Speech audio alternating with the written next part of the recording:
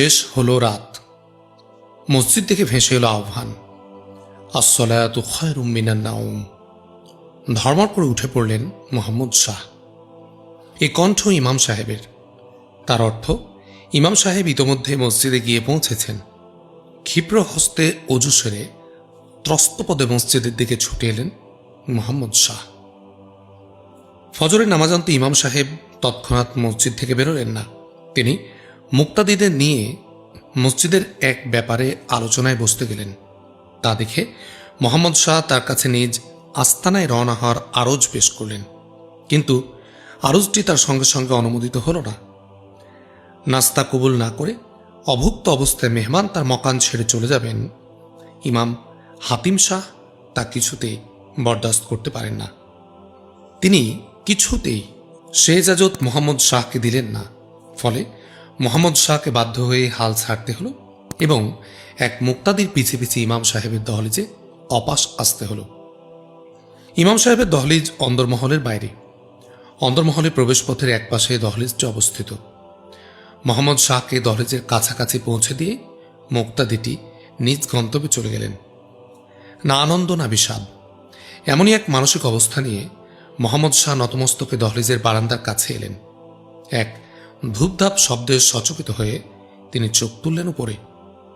বারান্দার দিকে চাইতেই তিনি সবিস্ময়ে দেখলেন মাথার উপর শাড়ির আঁচল টেনে দেয়া সমস্ত এক অরাত ছোট একটা বালিকাকে সঙ্গে নিয়ে দহলিজ থেকে বেরিয়ে বারান্দা বেয়ে দ্রুত পদে নেমে যাচ্ছেন। বারান্দার মধ্যস্থলে পৌঁছে অরাতটি একবার সলজ্জ হাসি মুখ ফেরালেন তার দিকে। চোখাচোখি হতে মোহাম্মদ শাহ অবশ, দিলরুবা বানু বেগম। আঁচলের এক প্রান্ত দাঁত দিয়ে কামড়ে ধরে হাসি মুখে দিলরুবা বানু অন্দরমহলে ছুটে গেলেন। মোহাম্মদ শাহ বারান্দার নিচে ঠায় দাঁড়িয়ে খোয়াব দেখতে লাগলেন। এ কি তাজ্জব ব্যাপার! জিনপরি বিনিন্দ অলৌকিক ঘটনা। হেতাহতা সারা দেশে সর্বত্রই দিলরুবা বানু বিরাজমান। এ কি করে সম্ভব? ভাবতে ভাবতে দহলিজে উঠে এলেন মোহাম্মদ শাহ।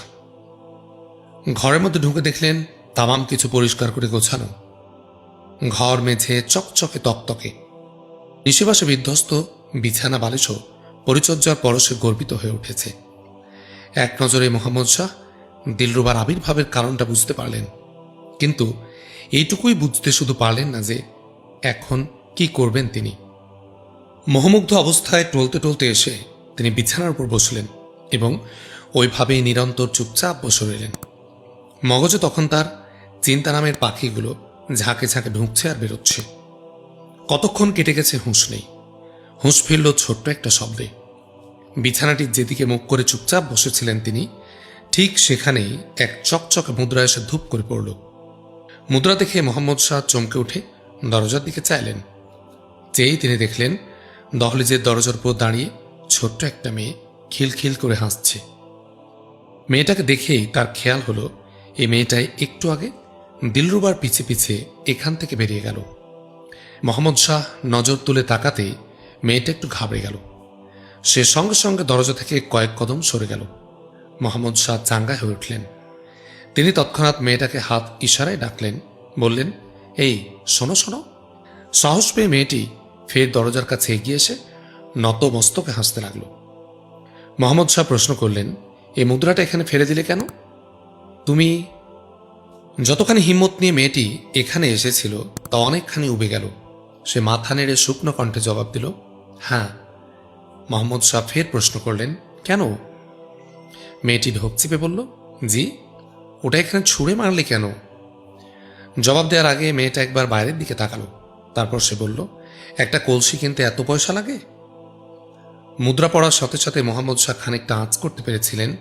এবার তামাম কিছু তার কাছে স্বচ্ছ হয়ে গেল। তবু তিনি না বোঝার ভান করে বললেন, কলসি কিনতে মানে? কেন, আপনিই তো কলসি কেনার জন্য ওই পয়সাটা দিবা বুবুকে দিয়েছিলেন। দিবা বুবু? হ্যাঁ, দিবা বুবু। কে দিবা বুবু? দিবা বুবুকে চিনলেন না? দিলরুবা বুবু, মানে যাকে আপনি পয়সাটা দিয়েছিলেন। উনি তোমার বহিন হন? জি। নিজের বহিন? জি না। আচ্ছা, তা উনি পয়সা নেবেন না? না। কেন নেবেন না? জি, নেবেন না কেন?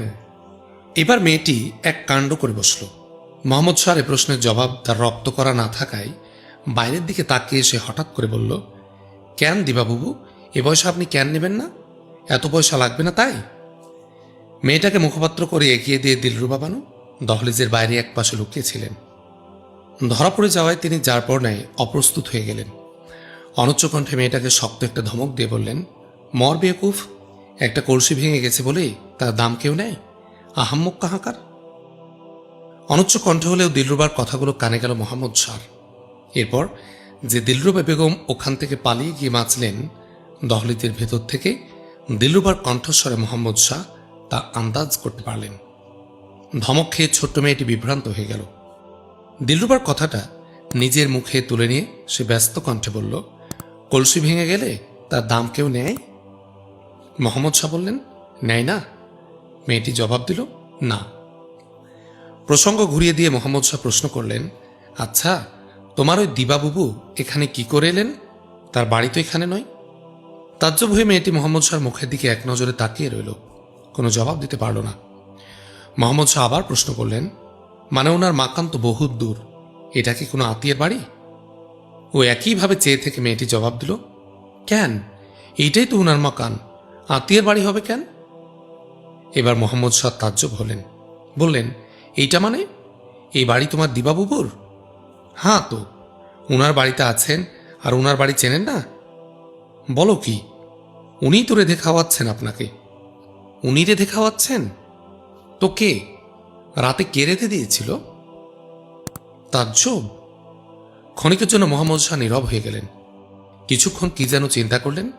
মোহাম্মদ শাহকে নীরব দেখে মেয়েটি প্রস্থানোদ্যোগ করতে মোহাম্মদ শাহ ব্যস্ত কণ্ঠে বললেন, এই মেয়ে, আচ্ছা, তোমার দিবাবুবুর আব্বা কি তাহলে? ঘুরে দাঁড়িয়ে মেয়েটি এবার ফিক করে হেসে ফেলল। হাসি মুখে বলল, ইমাম সাহেব। তাও জানেন না? উনি আমাদের ইমাম সাহেবের বেটি তো। তাহলে ইমাম সাহেবের বাড়িতে জেনানা আর কেউ নেই? খোদ উনাকে রান্নাবান্না করতে হয়? না, আরও মানুষ আছে। আছে? জি, কাজের মেয়েরা আছে, সবসময় তারাই রাধে, তবে মেহমান এলেই ডাক পড়ে বুবুর। আচ্ছা।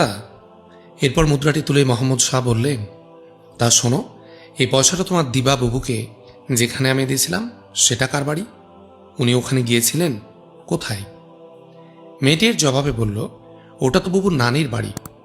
আম্মা তো নেই বুবুর, ছোটকালে বুবুকে নানি মানুষ করেছিলেন। ও। কথার মধ্যে ইমাম সাহেব অপাস এলেন।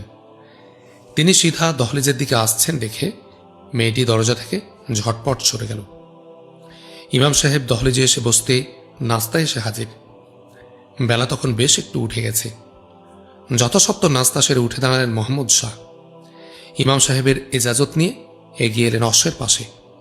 মেহমানদারির জন্যে গভীর কৃতজ্ঞতা জ্ঞাপন আনতে ইমাম সাহেবকে সালাম জানিয়ে মোহাম্মদ শাহ অশ্বের পিঠে সাওয়ার হলেন। ইমাম সাহেবের বাড়ি ঘুরে এগিয়ে চলল অশ্ব। বাড়িটা ঘুরে উঠতেই তিনি তাজ্জব হয়ে দেখলেন, বাড়ির পেছনে এক লেবু গাছের আড়ালে দাঁড়িয়ে দিলরুবা বানু বেগম এক লক্ষ্যে তার দিকে চেয়ে আছেন। মুখে সেই স্নিগ্ধ হাসি চোখাচোখি হতেই ফের তড়িৎ প্রবাহ বয়ে গেল তার সর্বাঙ্গে। এই পয়লা তিনি গভীরভাবে অনুভব করলেন, দুনিয়াটা সত্যিই বড় সুন্দর, একেবারেই ফালতু জায়গা নয়। বিশ্বহরীর দোহাই রে, মা মনসার দোহাই, পদ্মাবতীর দোহাই রে, শিব ঠাকুরের দোহাই। সম্মিলিত কণ্ঠের একটানা আওয়াজ, কণ্ঠস্বর বিলকুলই আওরাতের। আবু তাহির তাজ্জব হয়ে সামনের দিকে নজর দিয়ে আবার সে তাজ্জব বনে গেল। আওরাতের মিছিল, দূরত্ব বিঘে দুয়েক। সামনে তার কয়েকটা ছোট বড় বাবলা গাছ, গাছ কয়টার মধ্য দিয়ে এগিয়ে যাচ্ছে মিছিল, 7-7টা মেয়ের সুশৃঙ্খল কাতার। বয়স সবার অল্প, 10 থেকে 16 বছরের মধ্যে সীমাবদ্ধ। বয়োজ্যেষ্ঠরা সামনে আর কনিষ্ঠরা পেছন দিকে ক্রমান্বয়ে দাঁড়িয়ে গেছে একটার পর একটা। একই রকম শাড়ি সবার পরনে, একই সাথে গোছল দিয়ে কাতার বেঁধেছে তারা। কাঁখে কলস, গায়ে আঁচল, খোলা মাথা প্রত্যেকের। এলোমেলো চুল বেয়ে টপ টপ গড়িয়ে পড়ছে ফোঁটা ফোঁটা পানি। কাতারটির সামনের দিকে গা, পেছন দিকে এগিয়ে যাচ্ছে মেয়েরা। কাতারটির সামনের দিকে গা, পেছন দিকে নদী, আর পায়ের তলে এক ফালি খোলা মাঠ। এই মাঠ পেরিয়ে গায়ের দিকে এগিয়ে যাচ্ছে মেয়েরা। মুখে তাদের সম্মিলিত ধোয়া আর মন্তর। বিশ্বহরীর দোহাই রে, মা মনসার দোহাই। দলপতি শাহ ইসমাইল গাজী সাহেবের নির্দেশে আবু তাহির বেরিয়েছে সুরমা, আতর, আগরবাতির গ্রাহকের সন্ধানে। গ্রামগঞ্জের আর বস্তি বাজারের দোকানিদের সাথে প্রাথমিক আলাপকল্পে আবু তাহির বেরিয়েছে। তার চেনা এলাকা এটা এসব। খোঁজ খবরটা জোগাড় করা তার পক্ষেই সহজ। দোকানিদের সাড়াটা আশানুরূপ না হলে নিজেরাই ফেরি করে বাড়ি বাড়ি বিকবে। সুরমা, আতর ছাড়াও আরও অন্য দ্রব্য গাধা, উঠের পিঠে করে বয়ে এনেছেন তারা। নগদ অর্থ ফুরিয়ে গেলে তেজারতির মাধ্যমে ব্যয় সংকলন করতে হবে 101টি লোকের। যদিও তা বর্তমানে শীর্ষ মুরিদের তরফ থেকে আসতে আছে উপঢৌকন, তবু ভবিষ্যতের জন্যে একটা সংস্থান রাখা ভালো। শুভে সাদিকের পরপরই আবু তাহির আস্তানা ত্যাগ করেছে। এক গা করে পাথরঘাটা গ্রাম ছেড়ে বহু দূরে চলে এসেছে আবু তাহির। সামনের গায়ের খোঁজ খবরটা নিয়ে সে অপাস যাবে পাথরঘাটায়, এই তার ইরাদা। সামনের গায়ে পৌঁছার আগেই সামনে তার এই বিশ্বহরীর দোহাই। আবু তাহিরের কৌতূহল বৃদ্ধি পেল। তার কাছে ছিল মোটাসোটা বাঁশের একটা লাঠি, খানিকটা শখের আর অধিকটা জীবজন্তুর হামলা থেকে আত্মরক্ষার হাতিয়ার। লাঠিখানা কাঁধের উপর তুলে নিয়ে সে জোর কদমে হাঁটতে লাগল। দ্রুতপদে সামনের ওই গাছগাছড়া পেছনে ফেলে মেয়েদের রাস্তার একদম নিকটে চলে এলো এবং সে খাগড়ার এক ঝাড়ের কাছে দাঁড়ালো। নিছক কৌতূহলটা চরিতার্থ করাই আবু তাহিরের এই আচরণের কারণ। অন্য কোনো মতলব দিলে তার ছিল না, বা তার এই আচরণ দৃষ্টিকটু কিনা এই খেয়ালও হয়নি তার তখন। মেয়েদের খেয়ালও অন্যদিকে ছিল না। যন্ত্র চালিত পথ, তারা এগিয়ে যাচ্ছে ধোঁয়া গেয়ে। সেই কোথায় আছে বা রইল তা নিয়ে তাদের কোনো মাথা ব্যথাই নেই। আবু তাহিরের গজ তিনেক ফারাক দিয়ে এগিয়ে যাচ্ছে মেয়েরা। আবু তাহির চেয়ে চেয়ে দেখছে। দেখতে দেখতে হঠাৎ সে ক্ষিপ্ত হয়ে উঠল।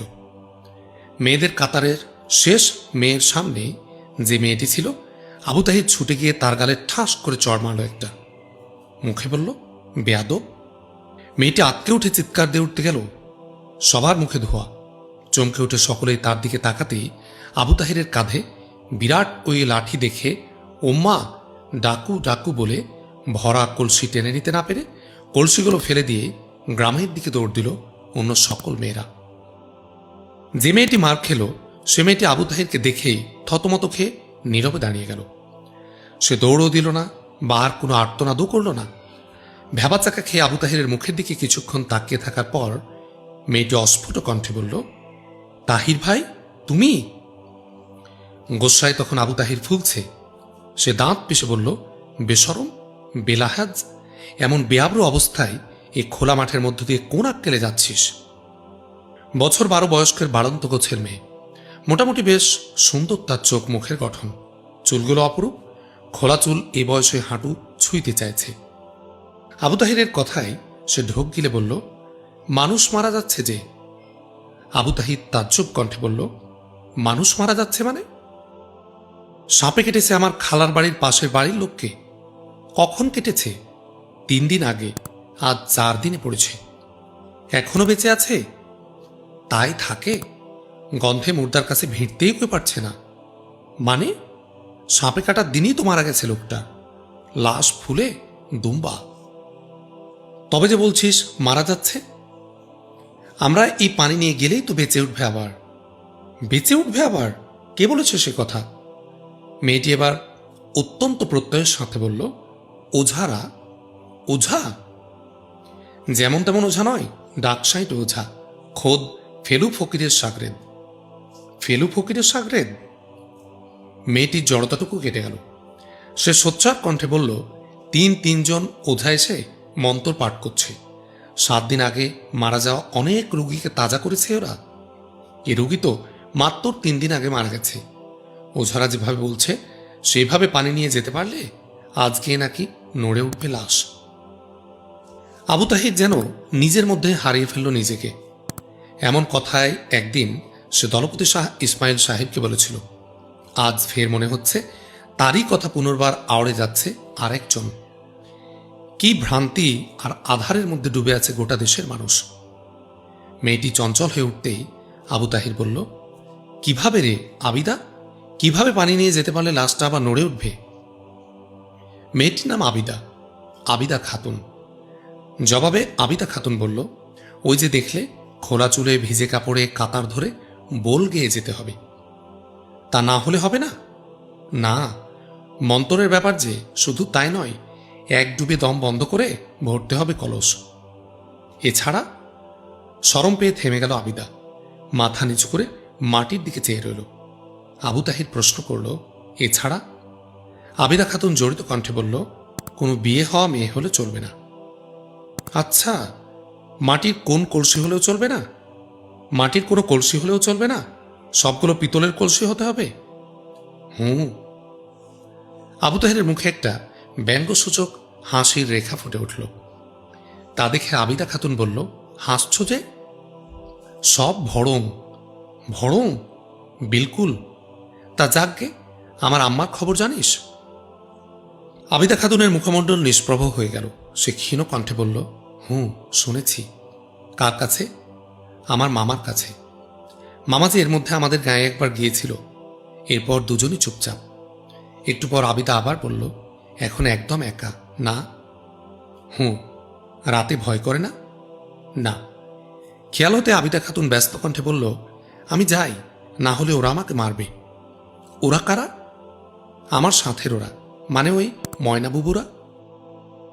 ধাপ তুলতে গিয়ে আবার ঘুরে দাঁড়ালো আবিদা, বলল, তুমিও যাও, পানি নিয়ে যাওয়া হলো না।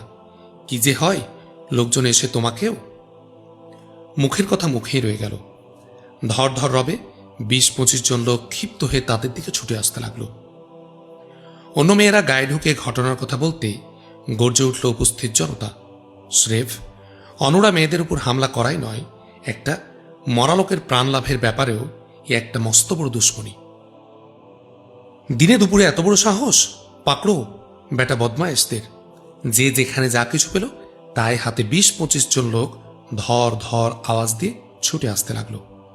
কিছু দূর এগিয়ে এসে উৎক্ষিপ্ত জনতার কে একজন বলল, ওই দেখ দেখ, একজনকে এখনো আটকে রেখেছে।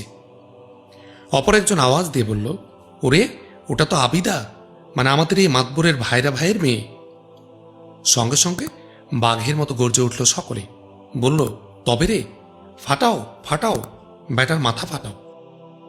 আবু তাহির আর আবিদা এ দৃশ্য লক্ষ্য করে হতবুদ্ধি হয়ে গেল। কি এখন তাদের করণীয়? তৎক্ষণাৎ তা স্থির করতে পারল না। আবিদার কাঁখের কলসি কাঁখেই ছিল। এবার সে কাঁপতে কাঁপতে কাকের কলসি ছেড়ে দিল এবং এতগুলো লোকের হাতে বাঁশ, লাঠি, কাস্তে, কুড়াল দেখে ভয়ে সে চিৎকার দিয়ে কেঁদে উঠল। গ্রাম থেকে ঘটনাস্থল কয়েক বিঘের ব্যাপার। মারমুখী লোকজন দেখতে দেখতে আবু তাহিরের সন্নিকটে চলে এলো। আবু তাহির চিৎকার করে জনতার এ গোস্বার কারণ জানার চেষ্টা করল এবং তাদের সমঝানোর চেষ্টা করল। বা কয়েক কোশেষ করে ব্যর্থ হওয়ার পর সে উপলব্ধি করল, এখন যান বাঁচানো ফরজ। দৌড় দিয়ে আত্মরক্ষার ফুরসত আর নেই। এখন বাঁচতে হলে বাঁচতে হবে হিম্মতের জোরেই। এক ঝটকায় আবিদাকে পেছন দিকে টেনে নিয়ে সে কাঁধের লাঠি বাগিয়ে ধরে শক্ত হয়ে দাঁড়ালো। আবু তাহিরকে একা দেখে জনতার ভেতর থেকে 3-4 জন নওজোয়ান জনতাকে পিছিয়ে ফেলে ঝড়ের বেগে আগেই এসে সামনে পড়ল তাহিরের এবং মাথায় তার একসাথে লাঠির আঘাত করতে লাগলো। পুরোপুরি নওজোয়ান না হলেও আবু তাহির বলিষ্ঠ এক কিশোর। ফৌজি লোকের হাতে এসে লাঠি বল্ল মসি চালানোর প্রশিক্ষণ নেয় প্রতিদিন। ফৌজি কায়দায় লাঠি তুলে সে এক পাটে 3-4 জনের লাঠিকে পেছন দিকে ঠেলে দিল এবং এমন বেগে বনবন করে লাঠি ঘোরাতে লাগলো যে ওই 3-4 জন নওজোয়ান তাকে আর কিছুতে হেঁটে উঠতে পারল না। ইতোমধ্যে তামাম লোক সামনে এলো তাহিরের এবং একসাথে আওয়াজ দিয়ে ঝাঁপিয়ে পড়ল তার উপর। আবু তাহির একা এবং কিশোর। এত লোকের হামলাকে সামাল দেওয়ার তাকতদার ছিল না। ছাদতে ছাদতে চারদিক থেকে তার ঘাড়ে গিয়ে তার পিছে স্থানে হামলাকারীদের আঘাত এসে লাগতে লাগলো। তা দেখে আঁতকে উঠে আবিদা আবার বিপুল বেগে চিৎকার শুরু করল। আবু তাহির বুঝতে পারল তার প্রতিরোধের হিম্মত আর কয়েক লহমার মধ্যে বিলকুল খতম হয়ে যাবে এবং সে লাশ হয়ে গড়িয়ে পড়বে জমিনে। তবু জান কবুল সে করতে রাজি, মান কবুল কাভি নয়। আঘাতের পর আঘাত পাওয়া সত্ত্বেও সে প্রাণপণে লড়তে লাগল। জনতার পেছনে এক পালোয়ান মাফিক আদমি ছিল। তার হাতে ছিল কুড়াল। সে কুড়ালখানা বাগিয়ে ধরে চিৎকার দিয়ে বলল, তোরা সর দেখি, লাঠি দিয়ে কি হবে, এই কুড়াল দিয়ে শয়তানটার মাথা দুফাক করে দিই। সে লাফিয়ে উঠতেই পেছনে তার বুলন্দ আওয়াজ, হুঁশিয়ার। আওয়াজের সাথে ছুটন্ত এক অশ্ব এসে জনতার উপর পড়ল। অশ্বারোহীর খাপখোলা তলোয়ারের খোঁচায় ও পালোয়ান জনতার কয়েকজন চিৎকার দিয়ে বসে পড়ল মাটিতে। অন্যেরা সব চমকে উঠে পেছন দিকে চেয়ে আতঙ্কে আওয়াজ দিল, ওরে বাপরে, সেপাই সেপাই, পালা পালা। কিন্তু পালাতে কেউ পারল না। চক্রাকারে ঘোড়া ছুটিয়ে অশ্বারোহী জনতাকে পুনঃ পুনঃ প্রদক্ষিণ করতে লাগলেন এবং সকর্জনে ঘোষণা দিলেন, খবরদার, পালাবার কোশেশ কেউ করবে না। তলোয়ারের অগ্রভাগের খোঁচা দিয়েছি কিঞ্চিত, সরাসরি আঘাত কাউকে করেনি। পালাবার কোশশ করলে বিলকুল মাথাগুলো নামিয়ে দেব সবার। আতঙ্কিত জনতা এক জায়গায় স্থির হয়ে দাঁড়াতেই অশ্বারোহী হুকুম দিলেন, যার হাতে যা আছে তা এক্ষুনি ফেলে দাও, আর এক্ষুনি সবাই এক জায়গায় বসে পড়ো, জলদি। ভীত সন্ত্রস্ত জনতার সঙ্গে সঙ্গে আদেশ পালন করল। যারা আহত হয়ে কাতরা ছিল, আতঙ্কে তারা খামোশ হয়ে গেল। হতভম্ব আবু তাহির এবার উচ্ছ্বসিত কণ্ঠে আওয়াজ দিল, ছোট হুজুর, আপনি? এই অশ্বারোহী ব্যক্তিটি গাজী মোহাম্মদ শাহ। ইমাম হাতিম শাহর বাড়ি থেকে বেরিয়ে তিনি এই পথে পাথরকাটা রাস্তানায় যাচ্ছিলেন। তিনি দূর থেকে দেখলেন একা এক আদমির দিকে বিরাট এক জনতা বাঁশ লাঠি হাতে নিয়ে মারমার রবে ছুটছে, অথচ সে আদমিটি প্রাণ ভয়ে দৌড় না দিয়ে ঠায় দাঁড়িয়ে আছে। মোহাম্মদ শাহর কৌতূহল সৃষ্টি হল। অশ্বের লাগাম টেনে তিনি পথের উপর দাঁড়িয়ে গেলেন। আরও তিনি লক্ষ্য করলেন ৩-৪ জন অগ্রগামী লোক তাকে হামলা করে এঁটে উঠতে পারল না। এ দৃশ্য দেখে তিনি উৎফুল্ল হয়ে উঠলেন এবং মনে মনে লোকটা তারিফ করতে লাগলেন। কিন্তু যখন একা এক লোকের উপর এত লোককে একসাথে ঝাঁপিয়ে পড়তে দেখলেন, তখন আর বরদাস্ত করতে পারলেন না। জ্বলে উঠলেন ক্রোধে এবং তলোয়ার কোষ মুক্ত করে এই দিকে ছুটিয়ে দিলেন অশ্ব। আবু তাহিরকে খেয়াল করে দেখার মৌকা মোহাম্মদ শাহ এতক্ষণও পাননি। এবার ডাক শুনে তার দিকে তাকিয়ে যার পর নেই তাজ্জব হয়ে বললেন, আরে কি আবু তাহির, তুমি এখানে? মোহাম্মদ শাহর এক ঝলক রোষ দৃষ্টি ছিটকে গিয়ে উপবিষ্ট জনতার উপর পড়ল। তলোয়ারের বাঁট ধরা মুষ্টিখানা সাঁড়াশের মতো আঁকড়ে ধরল বাঁট।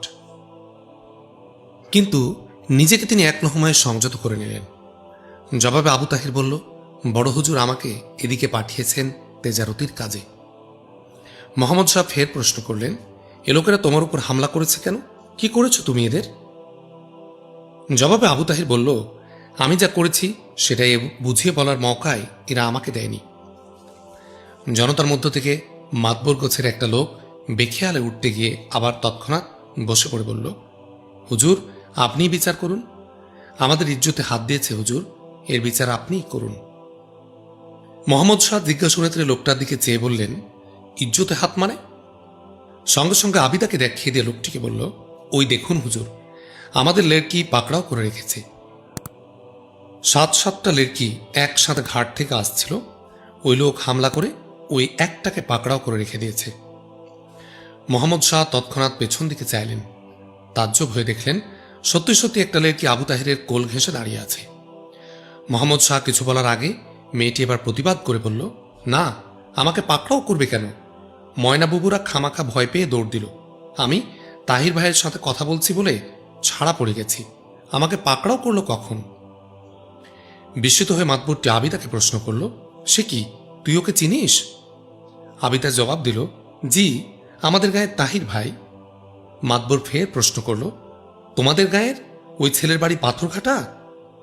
হ্যাঁ খালু, ওই যে আমাদের ঘর আর ওদের ঘর একসাথে লাগানো। বলিস কি, ও কি তাহলে মামুদ আলীর আওলাদ? ওই যে সে বছর সে মারা গেল? জি হ্যাঁ, তারই। ওর আম্মাও তো শুনলাম মারা গেছে। জি, মামাই তো সে কথা সেদিন আমাকে বলে শোনালেন। ওই ওলা উঠাই মারা গেছে। আহা বেচারি। মাতবরের কণ্ঠে এবার আহাজারি ফুটে উঠল। মোহাম্মদ শাহর অনুমতিক্রমে মাতবর এবার উঠে এসে আবু তাহিরকে বলল, আমাকে মাফ করে দাও বাপজান, আমি চিনতে পারিনি তোমাকে। আমি এই আবিদা খাতুনের খালু। এর আব্বা আম্মা কিছুদিন আগে গ্রামে চলে গেছে। ওলা উঠা দেখা দেওয়ার পর থেকে আবিদা খাতুন আমার এখানেই আছে। আমি কতবার তোমাদের ওখানে গিয়েছি, তোমার আব্বার দাওয়াত কবুল করে কতদিন তোমাদের মাকানে খেয়েছি। তুমি তখন খুব ছোট। কিন্তু ব্যাপার কি বলতো, লেড়কিরা সব কলসি ফেলে পালিয়ে গেল কেন? দেখে শুনে মোহাম্মদ শাহ অবাক হয়ে গিয়েছিলেন। ঘটনাটা জানার জন্য তিনি উদ্গ্রীব হয়ে উঠলেন। আগাগোড়া ঘটনা সংক্ষেপে বয়ান করার পর আবু তাহির ওই মিছিলের ধরন ও উদ্দেশ্য এবং সাপে কাটা লাশ সম্পর্কিত তামাম কথা বয়ান করে শোনাল। এরপর সে বলল, আসল কথা, মেয়েদের ওই বেআব্রু হয়ে চলাটা আমি আদৌ পছন্দ করিনি। আর আবিদাও বেশরা বেআব্রু হয়ে মাঠ পেরিয়ে যাচ্ছে দেখে নিজেকে আমি আর ধরে রাখতে পারিনি। জনতার মধ্য থেকে কে একজন বলে উঠল, কিন্তু একজনের যান বাঁচানোর ইরাদায় কিছুটা বেশরা কাজ হলেও। প্রতিবাদ করলেন মোহাম্মদ শাহ, বললেন, ঝুট, বিলকুল মিথ্যা। এরপর তিনি ওই ওঝাদের ভণ্ডামি বিশদভাবে তুলে ধরে বললেন, হায়াত মৌতের একমাত্র মালিক আল্লাহ তাআলা। ওঝাদের কি তাকত আছে ৩-৪ দিন আগের মুর্দা জিন্দা করে তোলে? এসবে কেন আপনারা বিভ্রান্ত হন এভাবে? কোনো মুর্দাকে জিন্দা হতে এই জিন্দেগিতে কেউ কখনো দেখেছেন? হক কথা, সবই তারা শুনেছে। কোনো মুর্দাকে জিন্দা হতে কেউ তারা দেখেনি, বা ওই ওঝাদেরও তা জিন্দা করতে নিজের চোখে প্রত্যক্ষ একজনও করেনি। এ কথায় সকলে সতর্ক হয়ে উঠল এবং মুহাম্মদ শাহর পরিচয় পেয়ে করজোড়ে সকলে মাফি মাংতে লাগল। শাহ ইসমাইল গাজী সাহেবের মহত্বের কাহিনী শুনে এলাকার তামাম লোক আগে থেকে শ্রদ্ধায় বিগলিত ছিল। ওরা সেই মহৎপ্রাণ দরবেশের আপন লোক এটা জেনে নিজেদের আচরণের জন্য এরা প্রত্যেকেই নিজেকে গুনাহগার বোধ করতে লাগল। কড়কড় কড়াত চমকে উঠে সকলে চোখ তুললেন আসমানে। পশ্চিমে ইতোমধ্যে মেঘ জমেছে, আবার কয়লার মতো কুচকুচে কালো মেঘ। আয়তন তার বিশাল, আকার তার ভয়ঙ্কর। মেঘের গায়ে মাঝে মাঝে নীল সাদার পোজ। পেঁজা পেঁজা তুলা সমুদ্রের স্রোত মাফিক মেঘের গায়ে উল্টে পাল্টে পাক খাচ্ছে মেঘ। তার বিশাল আকার ক্রমশই বিশালতর হচ্ছে। ঝড় তো একটা উঠবেই, ঢলও নামবে নির্ঘাত। বাক্যালাপ খাটো করলেন গাজী মোহাম্মদ শাহ।